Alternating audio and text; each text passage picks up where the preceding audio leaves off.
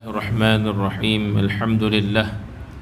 الحمد لله نحمده ونستعينه ونستهديه ونستغفره ونسترشده ونعوذ بالله من شرور أنفسنا ومن سيئات أعمالنا من يهده الله فلا مضل له ومن يضلل فلا هادي له أشهد أن لا إله إلا الله وحده لا شريك له وأشهد أن سيدنا محمدا عبده ورسوله اللهم صل وسلم وبارك على سيدنا محمد طب القلوب ودوائها وعافية الأبدان وشفائها ونور الأبصار وضيائها وعلى آله وصحبه ومن سار على دربه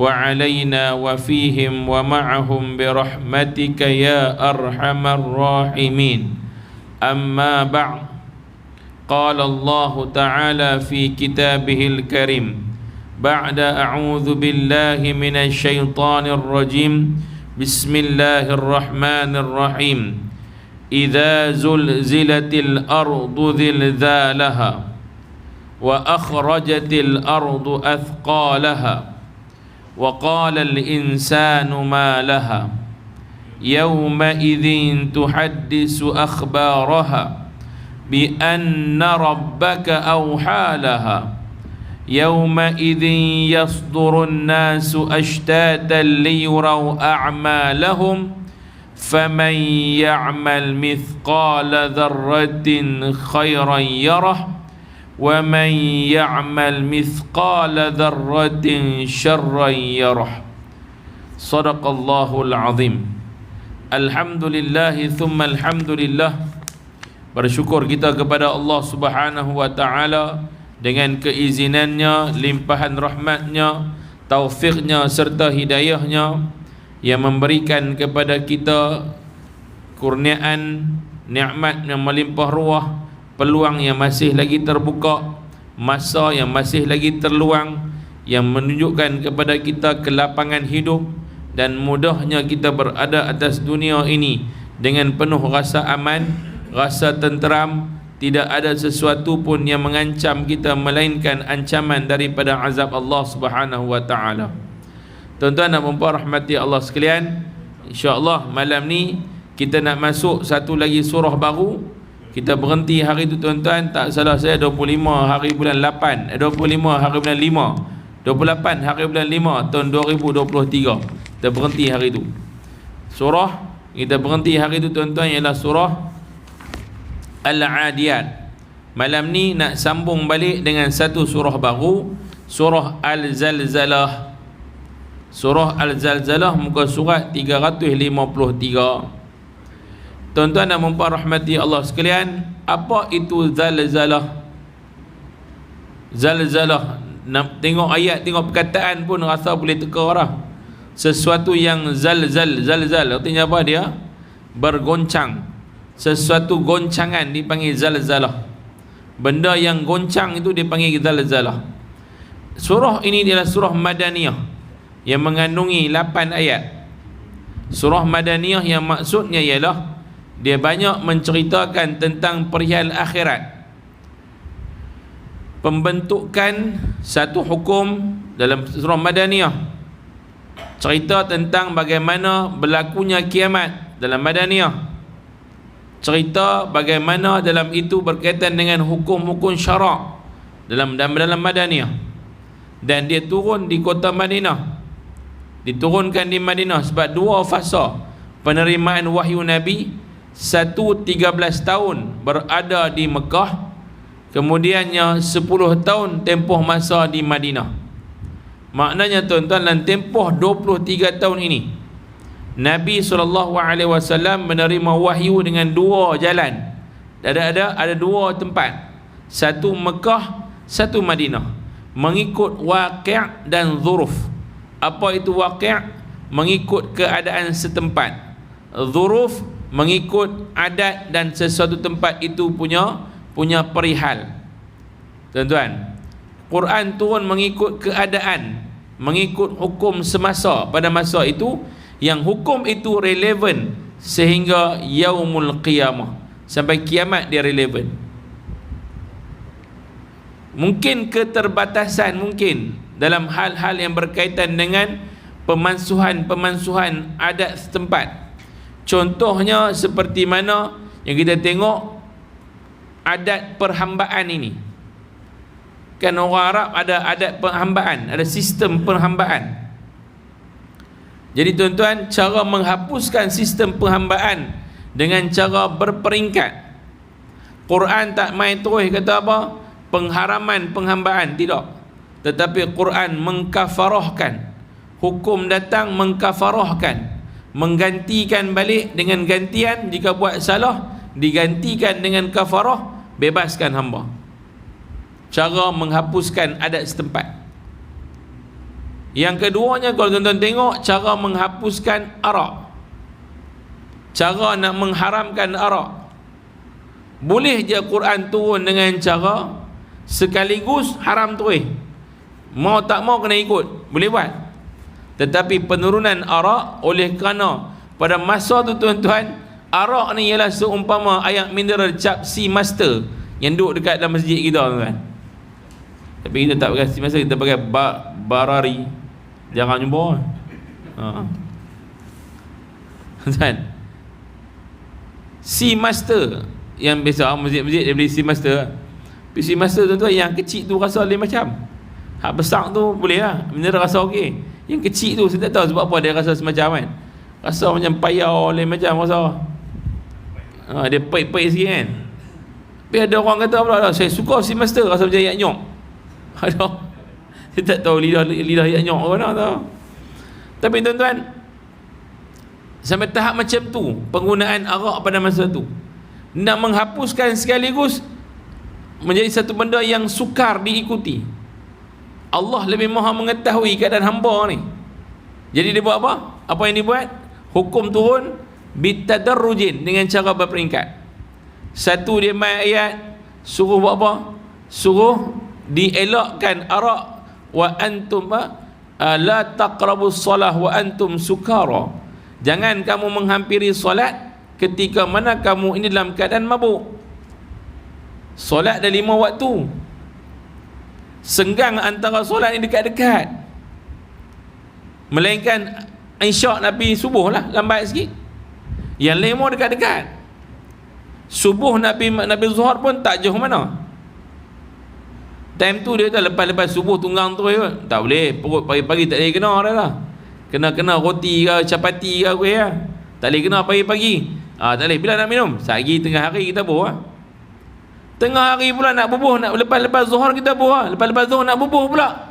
Kalau tempoh masa antara zuhur Nabi Asak ni berapa jam je? Pukul 2 habis, 3, 4, 5 lebih kurang.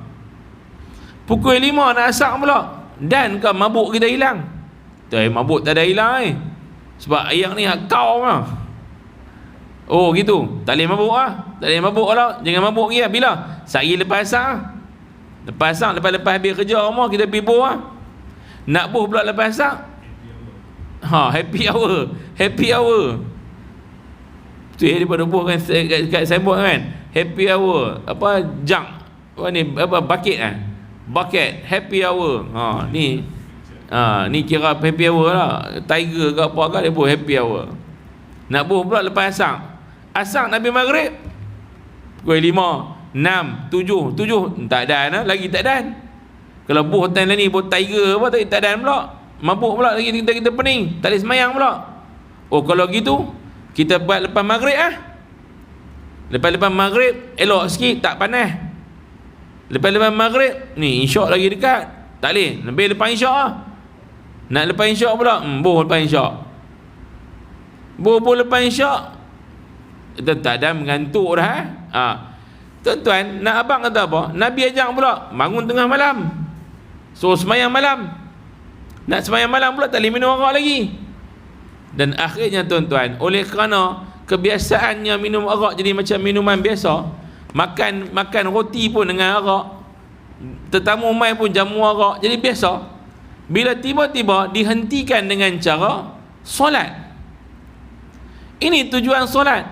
Innas salata tanha 'anil fahsya'i wal munkar.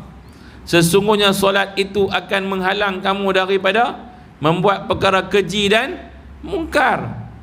Ni tuan-tuan, falsafah solat ini. Tuan, akhirnya orang Arab tinggalkan arak itu dengan cara berperingkat. Dah boleh terima dah, tak ada, kita ada masa-masa tertentu lah. Akhirnya turun ayat haram terus, mengharamkan terus arak. Innamal khamru wal maisir wal ansab wal adlam rijsum min amali syaitan fajtanibuh la'allakum tuflihun. Wahai orang-orang yang beriman, sesungguhnya arak, menilik nasib, judi, sembah berhala adalah amalan syaitan. Fajtanibuh, tinggalkan, jauhkan terus. La'allakum tuflihun, moga-moga kamu jadi golongan berjaya. Berperingkat tuan-tuan. Baik, nak cerita tentang apa tuan-tuan? Tentang bagaimana Madaniyah ini memainkan peranan bukan Madaniyah, mana Madaniyah? Madaniyah, sebut elok. Tuan, tak ada kena mengena antara hidup dengan yang mati. Tuan, dan ni kena hati-hati. Tak apa tuan, tapi tak apalah. Nama surah ni dinamakan Al-Zalzalah ataupun Zilzal kerana ia dimulakan dengan penceritaan tentang peristiwa gempa bumi yang sangat dahsyat sejurus sebelum hari kiamat.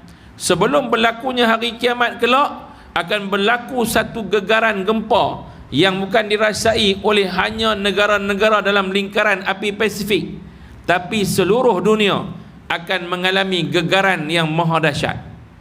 Gegaran bukan 8.9 skala Richter, gegaran bukan mencapai 9 skala Richter. Tuan-tuan, gegaran yang tidak tahu berapakah bacaan. Bayangkan 8.7 skala Richter, berlakunya tsunami di Aceh, gegaran 8.7. Tuan-tuan tengok apa berlaku, berapa negara kena. Baru 8.7. India kena ranap, berapa ratus orang mati. India kena, Aceh kena, Malaysia kena, Thailand kena. Tuan-tuan, Laos kena, Vietnam kena dengan 8.7 skala Richter. Kalau tuan-tuan tengok, kalau gegaran itu infinity, tak ada bacaan. Kalau kencing manis dia high, tak ada bacaan tu. Tuan-tuan, maknanya apa? Gegaran itu bukan menggegarkan, boleh menumbangkan, boleh merosakkan, boleh memusnahkan satu dua negara, tapi satu dunia akan rosak. Ini gegaran. Sekarang ni tuan-tuan, kita diberitakan bahawa gegaran berlaku, kekerapannya makin kerap. Sama ada kita rasa dengan kita tak rasa. Sama ada kita tahu dengan kita tak perasan, perasan dengan tak perasan. Gegaran itu berlaku. Bumi ini ada pergerakan dia, tuan-tuan. Kemudiannya, ia merupakan surah Madaniyah. Ibnu Katsir kata ia adalah surah Makkiyah. Ada kata surah Makkiyah, ada kata surah Madaniyah. Baik tuan-tuan, kaitan surah dengan surah sebelumnya tak payah baca, sebab kita baca menurun. Kita bukan baca meningkat, kita baca menurun. Baik, tak mau tengok kandungan surah, mau tak mau tengok, nak tengok sebab turun surah. Tengok yang bawah tu, sebab turun surah. Orang-orang kafir kerap bertanya tentang hari kiamat dan hari perhitungan. Mereka tanya, bilakah datangnya hari kiamat itu? Dalam surah Al-Qiyamah rakam apa yang didialogkan oleh orang kafir. Kerap tanya sangat, betul ada hari kiamat? Bila nak jadi? Kalau betul yang berkata ada hari kiamat, bila nak jadi? Tuan-tuan, hari ni orang putih dia percaya tak hari kiamat?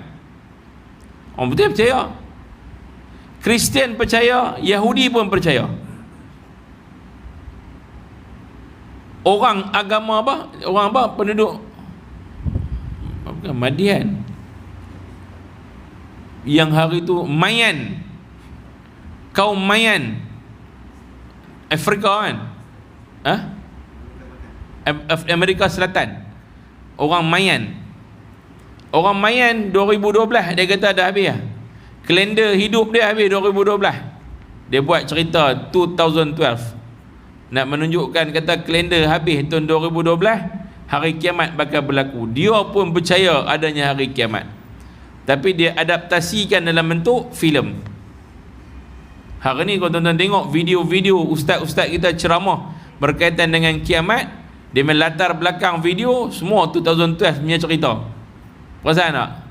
Kapal terbang jatuh, kemudian pula dunia ni jadi meletup, tsunami tinggi. Dan hari ni tuan-tuan, orang putih menunjukkan dalam filem-filem dia macam mana ombak yang tinggi yang akan membaham satu-satu negara. Kita duk bayang kata tsunami ni dia main ayat gulung macam kat Geni Drive, gulung peram dia bagi kereta mau pergi ke tepi. Dia kena kat Teluk Bahang, kena berbang dia bagi, orang boleh lari lagi. Kita bayang lagu tu. Orang putih punya bayangan ombak tu tuan-tuan, dia bukan bawa kecil, dia bawa kapal kontena tu. Dia bawa kapal kontena, dia gulung kapal kontena, bawa berbang bagi ke bangunan atas darat ni. Atas darat ni dia bagi tuan-tuan meranap jadi macam domino. Tuan-tuan, itu gambaran manusia. Tapi apa yang Allah akan buat lebih dari gambaran manusia. Takat tu ya gambaran manusia tentang kiamat. Tapi tuan-tuan, al-zalazil yang kita bincang ini, satu keadaan yang gambaran goncangan itu tidak ada dalam bayangan hidup manusia ni. Goncangan yang maha dahsyat ini akan meruntuhkan dan meranapkan seluruh dunia ni tuan-tuan. Ada orang tanya, Ustaz, masa tu kita ni boleh tak nak tengok benda ni? Janganlah nak minta tengok, pasal orang beriman akan mati semuanya dulu. Yang tinggal hanya orang-orang yang tak beriman. Jangan duk kata macam syok nak boleh tengok ke apa goncang-goncang tu. Kami suka goncang-goncang lah ni. Yang tu kita hantar Perak Road awal. Memang confirm gila. Tuan-tuan, ini bukan goncang macam mana tuan-tuan naik apa? Naik macam pesta tu apa tu? Ya? Fun fan, roller coaster lah apa kan. Goncang pergi goncang main, seronok goncang. Dia bukan goncang lagu tu. Saya tuan-tuan pakai latu-latu. Sikit hari dia buat yang main latu-latu, lepas tu dia buat main dalam bentuk kat pesta pula. Dia panggil mesin latu-latu, gedebang bagi pening lagi. Orang kita suka pening. Memanglah ni pun ramai orang pening. Pening ya tuan-tuan. Kita tak tahu nak beza halal dengan haram, kan? Saya baru tadi lah duk tengok belet duk tengok jumpa pasal kes tu, yang konsert tu. Oh tuan, tengok terkejut tu. Saya tak tahu di kumpulan tu, baru tahu lah 1975. Mesti rating dia naik dalam YouTube, orang mesti cari dia punya video mah. Saya tak gamak nak cari sebab saya geram tengok bila benda yang tak patut buat lah. Yang lagi tak patut, penonton. Rupanya yang menonton tu tuan-tuan ganas tu. Tengok tadi perempuan tu seorang duk menjerit. Kata, aku menjerit sebab aku tak boleh jerit kat rumah, aku jerit kat sini. Dia cari dia punya cara nak lepaskan marah tu, menjerit. Geram pasal tak dapat tengok konsert tu kerana disekat oleh pihak berkuasa band tu. Tak boleh tuan. Memang patutlah dia buat tu. Memang patut. Yang lebih patutlah tu saya bagi masuk tu. Yang tu paling patut nak menjaga kita punya situasi negara daripada apa dia menjadi bahan kepada ikutan anak-anak muda, benda merepek tu. Benda tu tak patut masuk. Tak patut masuk. Bukan kata 1975 tu ya. 1988 ke 1992 ke apa-apa jenis band yang jenis merapu tu tak payah. Dah tahu latar belakang, memang latar belakang tu latar belakang pelangi tu, tak payah bagi masuk tak payah. Untuk bagi masuk buat apa? Tak payah tuan-tuan. Baik siapa-siapa pun, ini jangan kata parti politik tau. Yang ni tuan-tuan, saya nak abang tuan-tuan, kita ada anak-anak di rumah. Kalau benda tu berlaku dan masuk ke negara kita, ke tempat kita, jangan bagi anak-anak pi. Kita lah kawai. Tak ada orang pi, dia pun tak mai. Sebab dia tahu ada orang nak pi, dia pun mai lah. Setiap kali dia mai ada orang untung. Kan, orang yang buat event tu untung. Tuan-tuan, baik, kita dah nak kiamat dah. Abang lagu tu senang. Ujung dunia dah. Ujung dah. Bukan masa tengok konsert dah. Bukan. Bayangkan pergi tengok konsert, mati. Alhamdulillah, syahid di depan 1975. Mau aku tu. Baik, sambung tuan-tuan. Kalau kita cakap lagu tu, ada orang akan komen, ustaz ni kolot semua benda, tak boleh. Jangan kata saya kolot, tuan-tuan. Jangan kata ustaz-ustaz kolot. Tak. Ustaz-ustaz sayang kerana apa? Kita faham tentang agama, bagaimana perjalanan Allah nak bagi. Benda yang buruk, tak ada benda yang baik. Bukan tengok apa ustaz, pergi tengok saja. Kita cerita pasal kiamat, tuan-tuan.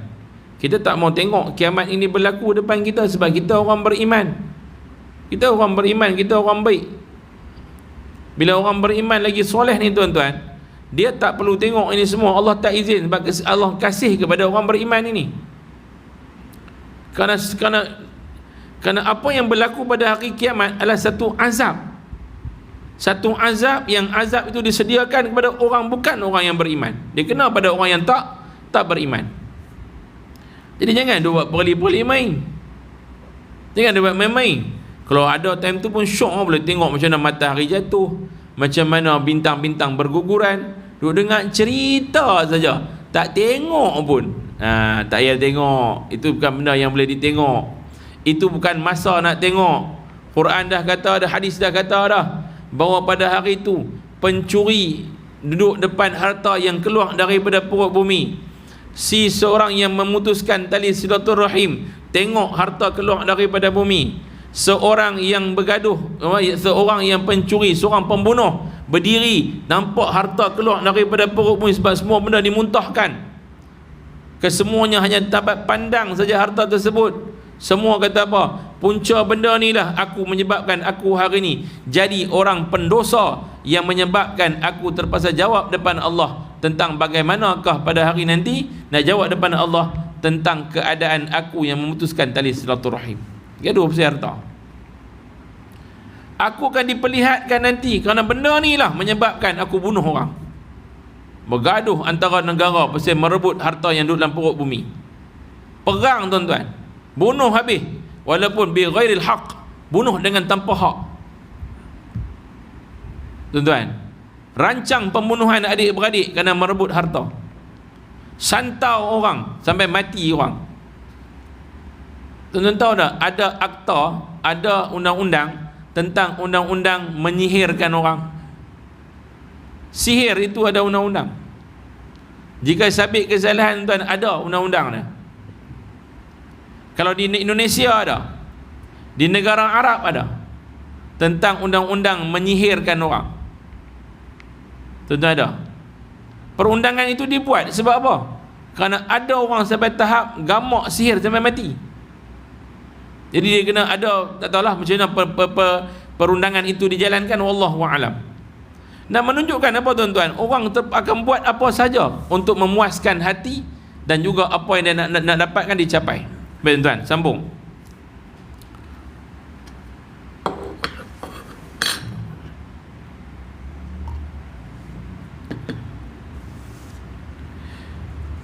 Maka orang-orang kafir tanya, bilakah datangnya hari kiamat itu? Bilakah datangnya hari kiamat yang dijanjikan itu, jika betul kamu orang yang benar? Surah Al-Mulk ayat 25. Ada yang tanya, bilakah datangnya hari pembukaan, acara pengadilan yang dia katakan itu? Ada yang tanya macam tu. Begitulah juga ayat-ayat yang lain seumpama dengannya. Oleh kerana kerapnya pertanyaan tersebut, maka Allah menjelaskan kepada mereka dalam surah ini tentang tanda-tanda kiamat sahaja. Allah tak boleh habaq. Nabi pun tak pernah jawab. tak pernah jawab bila hari kiamat berlaku. Nabi tak jawab. Apa yang Nabi jawab? Nabi jawab tentang tanda-tanda kiamat. Quran pun jawab tentang tanda-tanda kiamat. Dan dia menjadi satu persoalan yang tiada jawapan pada mana-mana orang, termasuk Nabi kita sallallahu alaihi wasallam. Rahsia Allah yang disimpan supaya manusia ini hanya diberitahu tentang preparation, tentang persediaan. Disuruh kita bersedia. Bila sebut tanda-tanda, maknanya apa? Dia perlu kepada persediaan. Kena bersedia. Kita jangan hanya seronok tengok tanda-tanda. Ada orang seronok cerita dan mendengar kisah tentang tanda-tanda kiamat. Dia suka tengok. Dia seronok tengok bagaimana tanda-tanda kiamat itu akan berlaku gini. Dia seronok dengar. Tetapi dia tak boleh nak buat preparation. Dia merapu suruh buat tu juga. Ada yang tak merapu tapi duduk senyap tu. Baru ni ada seorang hamba Allah mai jumpa. Dia punya masalah apa tuan-tuan? Masalah dia ialah dia ada anak seorang. Anak dia ni tuan-tuan belajar semua okey, bukan budak yang bermasalah. Rokok pun tak isap. Bercampur dengan kawan ni pun kurang sangat. Bila dia pergi ke satu college, pergi belajar, bercampur kawan dengan orang, dia kerap duk pergi dengar satu ceramah dan dia suka dengar YouTube tentang ceramah tentang hari kiamat. Dia cukup suka. Duk sorang-sorang dengar sampai tahap mai perasaan takut yang bersangatan. Takut sangat-sangat. Apa berlaku akhirnya? Budak ni tuan-tuan, dia terus jadi macam orang nak cakap tak keluar suara. Nak cakap tak keluar suara dah. Dia takut yang sangat-sangat sampai tahap dia panggil anxiety ya. Akhirnya tuan-tuan, bapa dia terpaksa bawa, doktor suruh pergi jumpa dengan pakar psikiatrik. Pakar jiwa lah, pakar psikiatrik. Bila jumpa, pakar mula bagi ubat dekat dia, suruh dia makan. Dia tak boleh buat apa. Kerja tak boleh, buat apa tak boleh. Bila saya duduk dengan dia, saya sembang dengan dia one to one. Saya kata dekat bapak dia, abang tolong keluar, saya nak sembang dengan dia. Bila sembang dengan dia tuan-tuan, saya tanya dekat dia, apa yang kamu takut? Keluar jawapan, saya takut kerana kiamat telah pun dekat. Ramai orang tidak takut tentang kiamat. Tahu dia jawab ke mana? Dia jawab kod tulisan. Dia nak cakap tak keluar suara. Saya kata nak ambil kertas, tulis apa saja yang kamu rasa tentang saya cakap tadi tu. Kenapa kamu takut? Dia tulis. Tulis. Ayah dia kata, saya tak terfikir nak suruh dia tulis. Bila suruh dia tulis tuan-tuan, saya tak boleh nak bagi stop pula. Dia tulis. Rupanya dia meluahkan melalui tulisan tadi. Dia tulis tuan-tuan. Antara tulisan dia tulis tu, yang kerap, yang banyak dia tulis ialah, saya takut kiamat telah dekat. Yang ni tuan-tuan, ketakutan yang bersangatan. Saya tanya dekat dia, sebab apa kamu takut sangat dengan kiamat? Sebab ustaz ada habaq dekat saya bahawa kita mungkin akan jumpa dengan kiamat dalam masa terdekat ni. Saya takut ustaz nak jumpa dengan kiamat ni. Kita pun terang dekat dia, gini. Dia kata, dok. Dia kata, tidak. Sebab dia mesti jumpa dengan kiamat. Dia kata, dok. Kamu beramal untuk preparation, untuk persediaan. Bukan Nabi suruh kita takut yang bersangatan macam ni sampai tahap tak boleh buat apa. Sekarang kamu nak semayang pun kamu dah tak khusyuk. Kamu semayang pun tunggang terbalik dah.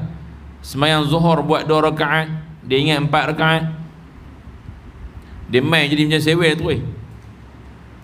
Saya kesian kat tuan-tuan, budak cerdik. Umur dia 19 tahun. Tu yang muda sangat. Tapi tuan-tuan, dia kena macam tu. Kesian dekat dia. Baru habis SPM, baru mula masuk college, kena. Tuan-tuan dan puan rahmati Allah sekalian, kita duk ingat kata dia kena bully dengan kawan ke, ada masalah dengan kawan ke, tak, umpamanya benda lain. Tak tu ditulis-tulis baru perasan. Baru ayah dia cerita, Ustaz, memang dalam YouTube dia tu memang dia tengok banyak cerita pasal tu. Kita duk ingat baguslah, sebab dia ni orang yang baik lah, hanya orang baik-baik je dia tengok, tapi dia suka dengar filem-filem. Dia tengok pun suka tengok filem-filem macam tu yang menunjukkan kepada ni, dia tengok, dia pegang pantai, dia duduk tengok tu, dia tengok, dia tak berhenti, dia tak tengok, siapa tak boleh kacau dia. Sampai sekarang filem tak boleh tengok, apa tak boleh tengok lah. Tuan-tuan, ini yang kita kata, bukanlah takut itu yang kita nak jana, tapi takut itu dijana untuk membuat persediaan. Baik tuan-tuan, sambung.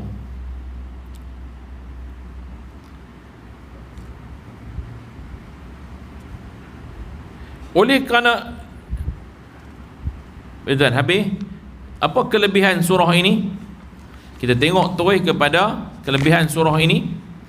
Imam At-Tirmizi dan Abu Dawud An-Nasai telah meriwayatkan sebuah hadis dari Abdullah ibnu Amru, katanya, pada satu hari seorang laki-laki datang kepada Rasulullah sallallahu alaihi wasallam dan bertanya dan berkata, baca ataupun ajarkan kepadaku wahai Rasulullah. Sabda Rasulullah sallallahu alaihi wasallam, bacalah 3 surah yang bermula dengan huruf Ra. Lelaki itu tersebut berkata, usiaku telah lanjut, hatiku sudah keras, sukar menghafal, dan lidahku pula sudah sukar untuk mempelajari surah-surah yang panjang. Sabda baginda, bacalah surah-surah yang bermula dengan huruf Hamim. Lelaki tersebut mengulang semula alasannya yang pertama tadi. Lantas baginda bersabda, bacalah 3 surah yang bermula dengan tasbih. Namun laki-laki ini berulang alasan yang sama, tapi ajarkan kepadaku 1 surah yang meliputi semua itu, wahai Rasulullah. Laki ni kata apa? Ajak 1 cukup lah, yang 1 tu boleh merangkumi semua surah yang kamu sebut tadi. Maka Nabi membacakan idza dzulzilatil ardu zilzalaha. Besarnya makna daripada surah Al-Zalzalah ini. Selesai saja baginda membacanya, Nabi pun berkata, demi yang mengutuskan kamu sebagai Nabi, laki-laki ni kata, dengan kebenaran, aku takkan minta tambahan lebih dari ini selama-lamanya. Kemudian laki-laki tersebut pun beredar. Sabda Rasulullah SAW, berjayalah laki itu bertemu denganku. Laki tersebut pun datang semula bertemu dengan Rasulullah. Baginda berkata, aku telah diperintahkan oleh Allah untuk merayakan hari raya korban. Allah menjadikannya sebagai hari raya bagi umat ini. Laki tersebut berkata, kalau aku hanya memiliki seekor kambing betina, manihah, apa pendapatmu? Bolehkah aku berkorban dengan kambing itu? Nabi kata, tak boleh, tidak. Jawab baginda, memadailah engkau mencukur rambut, memotong kuku, mengandam misai, dan mencukur bulu ari-ari. Itulah bentuk korbanmu yang seumpama, yang sempurna di sisi Allah. Tak ada benda tu tuan-tuan, sampai tahap lagu tu. Korbankan, kebersihan itu satu bentuk pengorbanan dah, jaga kebersihan itu. Perkara ini berlaku sebelum dibolehkan berkorban dengan kambing betina. Seluruh mazhab fiqh mengharuskan seseorang Muslim berkorban dengan kambing betina. Cuma yang lebih afdal ialah kambing jantan. Tuan-tuan dengar tadi tuan rasa apa? Baru ni korban kami tengok ada yang tak nampak dia punya lato-lato. Kan ada orang korban kambing, ada orang yang korban kambing, dia tengok-tengok, dia ambil kambing tu, tengok-tengok, biasanya ada lato-lato lah. Faham kan? Kambing tu dia tengok-tengok lato-lato tak ada. Ui, ustaz kata betina tak boleh. Nasib Syekh ni kata apa? Dia takut belakang tu, sebelum datangnya hukum memboleh dan mengharuskan, semua mazhab fiqh membolehkan menyembelih kambing betina, tapi afdalnya kambing jantan. Tuan, siapa pergi cek dulu masa kambing tu orang nak korban kan? Sini korban kambing nak itu? Ada berapa ekor? 2 ekor. 2 ekor boleh perasan lah. Kami 37 ekor. Seorang duduk atas lori, cekup lagu tu, naik atas ni tu. Tak ada siapa, tak ada Nabi tengok lah. Jantan ke, perempuan ke, tak ada tengok. Habis-habis sembelih, oh jantan. Baru perasan. Tapi kebanyakannya jantan lah. Kebanyakannya dia akan bagi jantan. Baik tuan-tuan,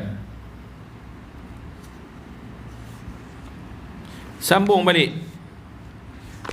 Pada satu hari Rasulullah bertanya kepada salah seorang laki-laki dari kalangan para sahabat, adakah kamu sudah berkahwin? Beliau menjawab, belum lagi. Wahai Rasulullah, aku tidak mempunyai apa-apa untuk berkahwin. Sabda baginda, bukankah kamu memiliki Qul huwallahu ahad? Kamu boleh baca Qul huwallahu ahad? Ya, jawab laki-laki tersebut. Sabda Nabi, itu sepertiga Quran. Sabda baginda lagi, bukankah kamu memiliki idza jaa nasrullah wal fath? Laki-laki ni kata, ya, betul. Nabi kata apa? Bukankah itu seperempat Al-Quran? Kalau kita baca kat sini, antara idza jaa dengan qul huwallah, yang mana besar lagi? Qul huwallah 1/3. Kemudiannya Nabi sabda lagi, bukankah kamu memiliki qul ya ayyuhal kafirun? Laki-laki ni kata, ya, betul. Maka Nabi kata, bukankah ia seperempat Quran? Kemudiannya dia jawab lagi, bukankah kamu memiliki idza zulzilatil ardu zilzalaha? Jawabnya ialah ya. Baginda jawab, itu pun adalah seperempat Al-Quran. Yang sepertiga Quran ni mana satu? 3 qul nu. Qul huwallahu ahad, qul a'udzu birabbil falaq, qul a'udzu birabbin nas. Itu adalah 1/3 Al-Quran. Sebab itu Nabi ajak kat Sayyidatina Fatimah, wahai Fatimah, jika kamu sebelum tidur khatamkan Quran dulu. Fatimah kata, ya abatah, wahai bapakku yang tercinta, macam mana saya nak baca dengan nak khatam satu malam? Susah, sebelum tidur khatam dulu. Kita sebelum tidur buat apa? Khatam tak? Tak ustaz, khatam dah. Khatam belum. Setahun sekali ada khatam. 2 tahun sekali mujur. Sebulan sekali jauh. Tuan-tuan, Nabi suruh khatam tiap malam. Fatimah tanya, macam mana ya abatah, wahai bapakku tercinta? How? Macam mana nak khatam satu malam tu? Nabi kata, bacalah kamu 3 qul ini, kerana setiap satu merangkumi 1/3 Quran. Baca 3 surah bersamaan dengan 3/3 Quran, ini 1 Al-Quran. Khatamlah kamu. Tuan-tuan, baik. Tuan-tuan, 3 qul ini besar tau. Kita nampak kecil. Cuba orang sembahyang baca qul huwallahu ahad, kita kata dah lah dia ni qul huwallahu ahad pula dah. Tapi dia seorang-seorang dia pun qul huwallahu ahad. Bila Tok Imam baca qul huwallahu ahad, dia kata bang, mai Tok Imam qul huwallahu. Qulhu. Dia orang tahu, sila bagi kita sama-sama kita baca qulhu. Tahu ah? Budak lain tak tahu. Baik tuan-tuan. Tapi besarnya qul huwallahu ahad ni tuan-tuan, besar. Orang yang nak ruqyah ayat untuk orang sakit, habis tak tahu dah. Habis tak tahu. Ni sungguh-sungguh tak melawak ni ha. Tuan-tuan buka ayat, tuan-tuan nak ruqyah ayat ni. Nak ruqyah ayat, nak buat ayat penawak, ambil lah. Ni paling simple tau, tapi besar maknanya. Tuan-tuan baca apa? Pertama, tuan-tuan mulakan dengan Fatihah. Apa pun mula dengan Fatihah. Kedua, mulakan dengan Qul huwallahu ahad. Ketiga, Qul a'udzu birabbil falaq. Ketiga, bacalah Qul a'udzu birabbin nas. Kemudian tuan-tuan sambung dengan apa? Ayatul Kursi. Baca ayat kursi, Allahu la ilaha illa huwal hayyul qayyum, dengan 9 waqaf. Tuan-tuan, Habis baca ni apa, ayat kursi, sebelum baca ayat kursi, jika mampu untuk baca 3 ayat terakhir sebelum habis suratul Baqarah, 3 terakhir Baqarah. Amanar rasulu bima unzila ilaihi min rabbih wal mu'minun kullun amana billahi wa malaikatihi wa kutubihi wa rusulihi, sampai habis. La yukallifullahu nafsan illa wus'aha, sampai akhir ayat yang terakhir suratul Baqarah. Habis yang tu baru baca ayat kursi. Kau tak hafal 3 ayat tu, ayat kursi terus. Habis ayat kursi, tarik nafas, hembus masuk dalam botol air yang penawar ni tuan-tuan. Kemudian buatlah yang penawar untuk anak-anak tempur kan, nak buat apa buatlah. Ini antara cara yang kita boleh buat sendiri. Pasal apa? Sebab 3 qul itu besar dah mana dah? Besar. Dah ustaz, kami nak baca, bagi cukup satu Quran, nak buat 2 kali khatam. Nak baca Izzazul pun kami nak baca, Izzaja pun kami nak baca. Nak baca sama dengan Qul ya ayyuhal kafirun pun kami nak baca. Kami nak tambah sikit dengan surah At-Tin, silakan. Nak bagi surah, nak bagi lapang dada dia, baca Alam Nashrah, bacakan. Semuanya ada hikmahnya, ada hikmat untuk kita semua tuan-tuan. Wallahu a'lam. Baik, kita ambil sekali.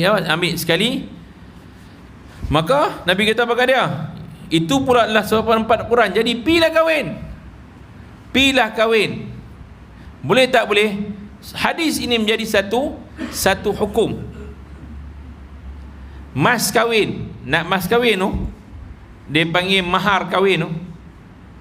Boleh tak dia kahwin sahaja aku terima nikahnya, nama si fulanah bin si fulanah, dengan mas kahwinnya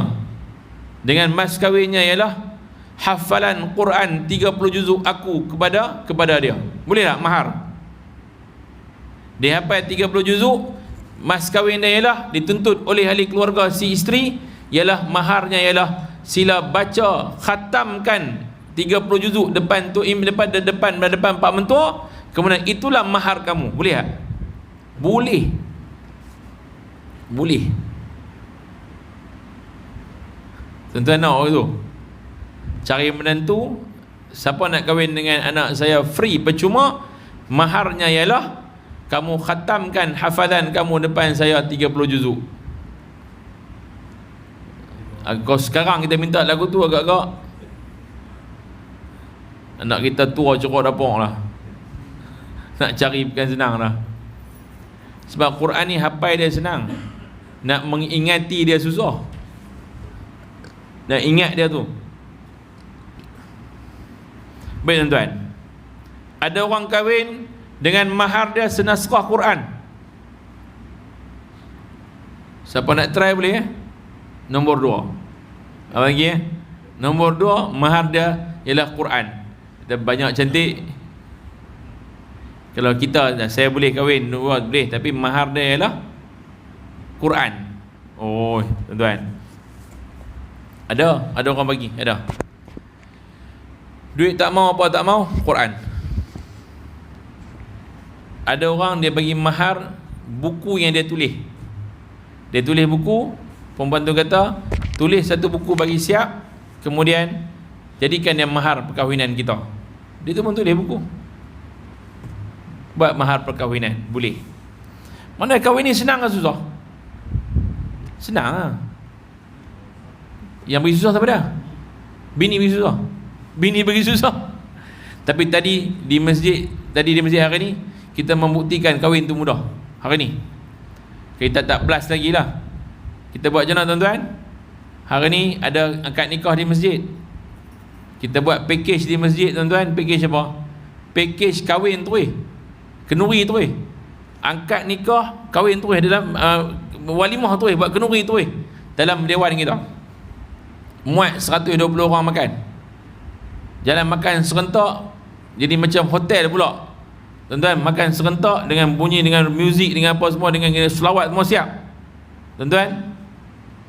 Dia punya package perkahwinan average dia nak spend duit bawah daripada 5,000, dia dapat semua laki perempuan sekali. Tadi bila main tadi ramai tengok, ramai mula minta, Ustaz, nanti kita booking lah, bagat nampak lah. Sebab kita nak memudahkan. Package makan nasi udang, nasi biryani, nasi biryani ada, ayam bawang ada, daging ada, udang besar ada, dalca ada, kalia ada, ribuh lagi kuat atas. Kemudian dengan siap dengan kursi, dengan dom-dom buat makan mewah. Tuan-tuan, harga below 4,000. Kira 4,000 lebih, below 5,000 lah, dapat semua. Tadi ramai lah yang main kira nampak macam promotion lah tadi. Pakat main nak booking, kita pun tengok. Saya kata apa? Tak apa, nanti kita kira lain pula, kot lagi murah boleh pergi. Sungguh tadi sebab campur dengan kursi meja. Lepas ni kalau masjid beli kursi meja tak payah bayar dah. Tuan-tuan, maknanya apa? Zaman lah ni pasal apa duk menyusahkan hidup, pergi booking dewan sampai berpuluh-puluh ribu. Saya ada kawan tuan-tuan buat apa, dia ni memang bisnes kahwin lah, wedding planner. Saya tanya kat dia, hang cakap betul kat aku. Sebab tengok hang punya contoh-contoh kahwin ni, tengok mewah sangat. Habang betul. Paling mahal hang bisa buat berapa? Dia gila. Siapa dia? Yang ambil adalah hotel. Lexis ambil kat dia, Bayview ambil kat dia. Saya kata hang charge berapa? Saya charge kat depa 60,000. Hotel charge, wedding buat plan saja. Saya charge depa 60,000. Hotel charge kat mereka kuat atas 85,000. Buta 25,000 kuat atas. Mahal gila. Buat je tau dengan bunga apa. Saya kata hang gamak bagi tu. Nak buat macam mana? Itu harga dah. Kata modal berapa? Modal itu rahsia. Dia tak lihat apa modal dah. Sebab benda tu dia hanya recycle balik benda yang ada. Tu dia kata antara bisnes yang paling kencang sekarang ni ialah wedding planner. Orang yang boleh buat plan untuk perkahwinan. Jadi kita pun tengok tadi tak, aku nak lawan dengan aku nak bagi murah punya. Janganlah dia tak ada bagi murah sikit. Tapi hamo nak buat promotion, hang tolong aku. Hang hias tempat ni bagi lawa. Kata apa, aku sedekah begitu. Boleh buat tuan, boleh buat. InsyaAllah tuan-tuan, moga-moga Allah rahmati kita, Allah berkati perjuangan kita. Wallahu alam. Kita akan sambung balik tuan surah Az-Zalzalah ni untuk habis semua pada bulan depan insya-Allah. Saya ada di Penang 3 bulan ni ada. Mamu? ada di Penang 7, 8, 9. Bulan 10 pun ada juga. Sebab awal bulannya saya akan pergi sana. Bulan akhir saya dekat sini. Jadi tak ada cuti dah lah kot. Wallahu alam, melainkan sikit demam kita tak tahu. Wallahu alam tuan-tuan, yang baik daripada Allah, yang buruk pada saya. InsyaAllah kita jumpa lagi tuan-tuan. Wa aqulu qawli hadha wa astaghfirullahal azim li wa lakum. Wassalamualaikum warahmatullahi wabarakatuh. Bismillahirrahmanirrahim. Alhamdulillahirabbil alamin wassalatu wassalamu ala asyrafil anbiya'i wal mursalin wa ala alihi wa sahbihi ajma'in. Allahumma nawwirna bi nuri 'ilmik wa min nisyan bi rahmatika ya arhamar rahimin. Allahumma zidna 'ilma warzuqna fahma bi rahmatika ya arhamar rahimin. Walhamdulillahirabbil alamin. Wassalamu alaikum warahmatullahi wabarakatuh.